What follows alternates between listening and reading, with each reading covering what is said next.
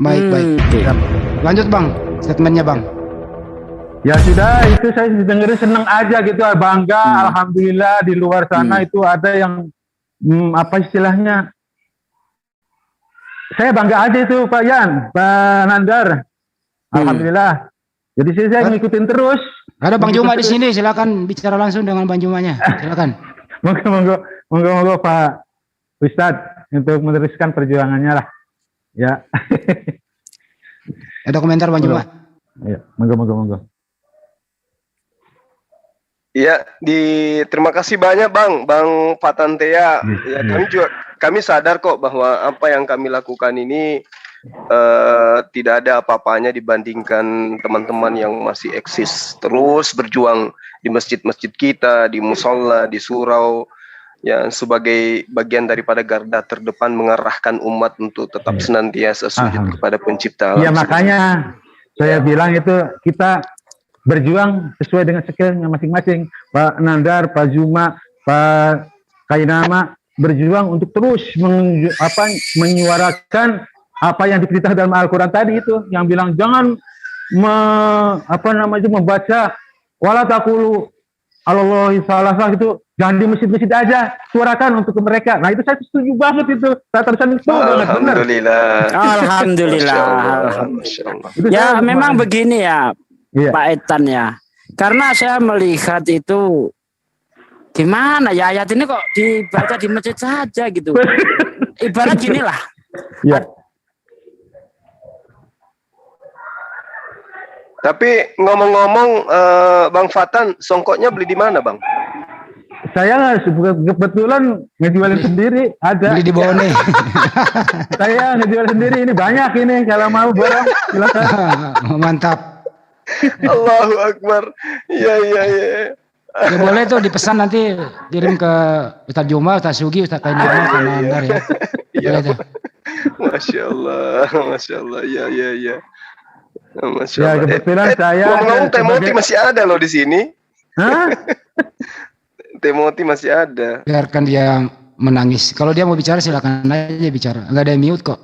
Itu ada itu di situ kan ada perguruan Samuel, itu ada seorang pemuda yang belajar di situ datang ke masjid minta diislamkan. Masya Allah. Dan saya mensyahadatkan beliau karena saya juga nggak mau sendiri, saya juga mendatangi guru saya yang ngajar di masjid ini untuk ikut sama-sama menyaksikan. Tapi cuman saya itu istilahnya banyak yang diislamkan itu kemana mereka pada ininya gitu loh. Ada yang atas nama Timothy enggak?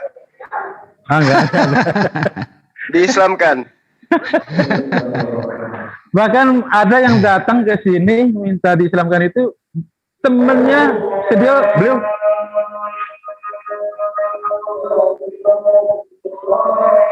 beliau itu temennya Yahya Walone ngakunya itu, dan saya islamkan juga. Saya datang ke PBNU, di PBNU itu kebetulan hari Minggu kiai-kiainya nggak hadir, jadi saya diislamkan lagi di sini di Berkado. PBNU kan dekat situ Bang. Ya betul, makanya saya datang ke Kiai dah. LAI juga dekat situ, LAI dekat situ juga. Betul. Nah itu LAI itu pernah saya ngeruatin itu dengan jamaah itu waktu membangun peletakan batu pertama. Iya. Oke Bang, terus berjuangnya Bang. Mohon izin, ini udah azan, Anda juga mau ngimamin dulu sebentar ya. Insya Allah saya ikutin terus ya, sobat berjuang. Ini Ya, udah Bang, azan ya. Terima kasih. Ya. Assalamualaikum. Waalaikumsalam warahmatullahi wabarakatuh. Gimana Bang Joma komentarnya? Ya, itu dia seperti yang disuarakan oleh Akhi Sugi ya, guru kita, bahwa ya banyak dalil di dalam Al-Quran yang memang sejatinya peringatan kepada kita semua untuk menyuarakan itu. Nah, inilah momen di mana kita bisa menyampaikan itu. Ya, bahwa memang di dalam Al-Quran itu ada anjuran untuk mengabarkan kepada Timothy bahwa Tuhan itu cuma satu, bukan tiga. Dan Tuhan itu bukan makhluk. Manusia tidak bisa melahirkan Tuhan pencipta alam semesta. Bahkan di dalam kitabnya mereka pun yang mereka ambil dari agama lain sudah nyata diajarkan. Tidak ada Tuhan yang dibentuk. Tidak ada Tuhan yang dibentuk itu. Tapi faktanya di dalam ajaran agama Kristen membentuk anak Maria menjadi Tuhan. Nah sekarang pertanyaannya, Maria ikhlas enggak anaknya kalian tuhankan? Karena yang lebih punya kapasitas tentang Yesus itu bukan Paulus, tapi ibunya. Karena ibunya yang mengandung. Ya, ibunya yang pecah dia punya pecah dia punya selaput darah. Susah dia mengandung itu 9 bulan. Tiba-tiba dia hamil, difitnah oleh orang-orang sesamanya. Diusir dari perkampungan. Tiba gitu kalian melantiknya menjadi Tuhan. Ikhlas nggak ibunya? Ada izin nggak dari ibunya tuh? Kalian membuatkan patung di mana-mana. Kalian memujahnya, menyembahnya, menyamakan dia dengan penciptanya. Ibunda Maria ikhlas nggak anaknya kalian gituin? Ya, jadi ada seruan dalam Al-Quran itu. Ya ahlal kitab, la taghlu fi dinikum. Jangan kau berlebihan dalam agamamu tuh. Kalian sudah dikasih akal. Dikasih oleh Allah pencipta alam semesta. Dirahmati dengan hati, kalbu. Kalian dipisahkan dengan hewan. Dipisahkan dengan tumbuhan. Bahkan kalian dipisahkan dari malaikat, jin, iblis, dan semuanya. Kok kalian itu nggak menggunakan akal gitu loh. Ya ahlal kitab. La taghlu fi dinikum wa la taqulu 'ala Allah illal haq. Jangan kau berkata sesuatu yang tidak dikatakan Yesus, yang percaya kepada Yesus. Nenekmu kiper. Kalau kamu percaya kepada Yesus, maka kau akan menjadi seorang muslim, bukan menjadi seorang kafir.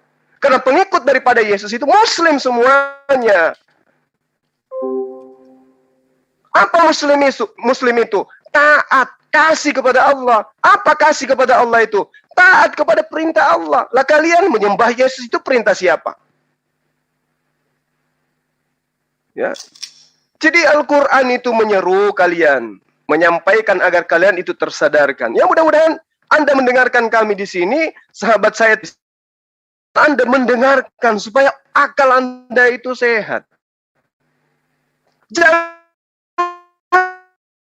kalian berlebihan dalam hal keagamaan. Usia yang sama dengan kalian, makannya nasi, makannya singkong, sama-sama makan singkong. Kamu tuhankan hanya karena dia mampu menghidupkan orang mati. Hanya karena dia bisa merubah, akan dosamu telah diampuni. Diberi kuasa baik di dunia maupun di surga. Itu dia mengucapkan itu karena dasar apa? Karena dasar dia itu adalah utusan Tuhan. Yang salah kalau saya yang mengatakan itu. Saya bukan utusan Tuhan. Tapi kalau utusan Tuhan yang mengatakan tidak ada Tuhan selain aku, wajar. Karena dia adalah utusan Tuhan yang menerima firman dari Tuhan untuk ia sampaikan. Agar manusia tahu Tuhan itu yang mana. Tapi bukan kemudian dianya yang menjadi Tuhan. Tuhannya tetap Tuhan, dianya tetap utusan. Yohanes 17 nomor 3. Hidup kekal itu, kalau Timothy mau hidup kekal, maksudnya mau masuk ke dalam surga. Apa itu?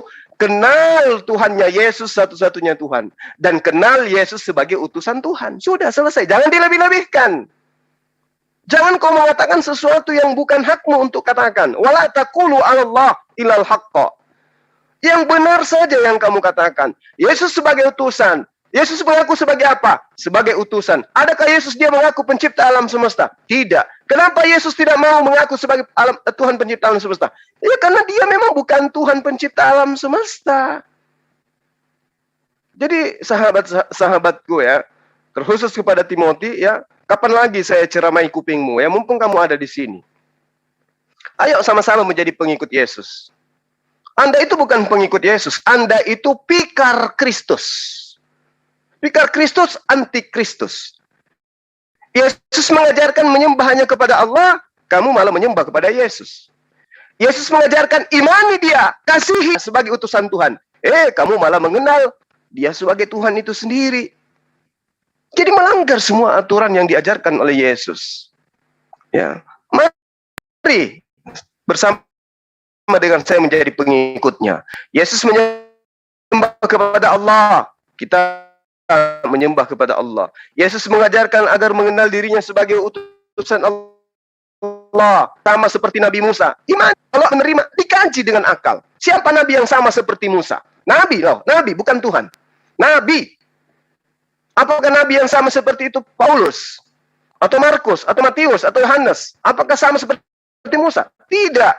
Maka cari, lepaskan kebencian, lepaskan iri hati. Sunat itu hati. Jangan sombong, jangan tegar tengkuk. Dengarkan kebenaran. Orang-orang yang berhikmat Anda dengarkan. Jangan orang-orang yang berpuluhan yang Anda dengarkan. Dengarkan orang-orang